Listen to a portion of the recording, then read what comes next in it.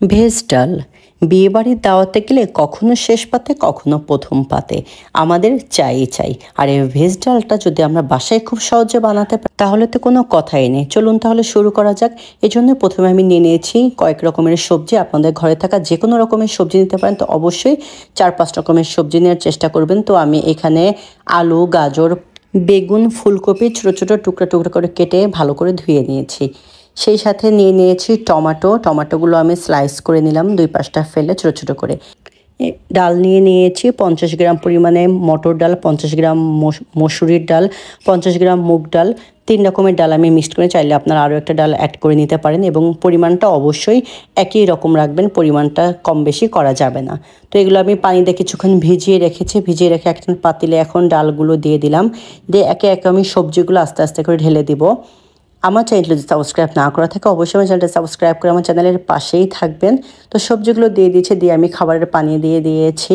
এরপর টমেটো কুচিগুলো দিয়ে দিলাম, কাঁচামরিচ কুচি দিয়েছি, পেঁয়াজ কুচি 1 কাপ পরিমাণে দিয়ে দিয়েছি, পরিমাণ মতো লবণ, হলুদের গুঁড়া দিয়েছি এবং শেষে তেল দিয়ে দিয়েছি। তেল আমি 50 গ্রাম পরিমাণে দিয়ে দিয়েছি।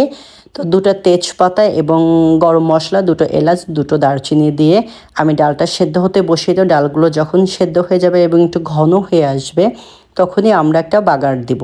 আর বাগারের জন্য প্রথমে আমি আরেকটা প্যানে তেল নিয়েছি এবং প্রথমে শুকনো মরিচ দিয়েছি, 1/2 চামচ পরিমাণে আস্ত জিরা দিয়ে সামান্য একটু নেড়ে চেড়ে নিব। যখনই ফ্লেভারটা বের হবে তখনই দিয়ে দিব 1 কাপ পরিমাণে রসুন কুচি। এখানে রসুন কুচির পরিমাণটা একটু বেশি হলে এই বাগারটা খেতে মজা হয়। এবং শেষে দিয়েছে 1/2 কাপ পরিমাণে পেঁয়াজ কুচিটা দিয়ে ব্রাউন কালার হওয়া পর্যন্ত অপেক্ষা করবে এবং শুকনো মরিচটা অবশ্যই একটু ব্রাউন করে ভেজে নেবেন, তাহলে ঘ্রাণটা অনেক বেশি বের হবে।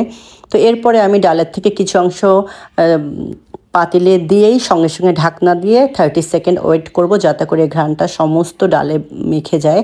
এবং দিয়ে পরবর্তীতে ওই ডালটাও আমি ডালের পাতিলে ট্রান্সফার করে নিব এবং শেষে দিয়ে দেবো ধনিয়া পাতা কুচি দিয়ে আমরা সার্ভ করতে পারবো আমাদের মজাদার ভেজ ডাল। এই ভেজ ডালটা বিয়েবাড়ির মেইন আকর্ষণ, আর আপনারা চাইলে এখন বাড়িতে এই ভেজ ডালটা বানিয়ে খেতে পারবেন।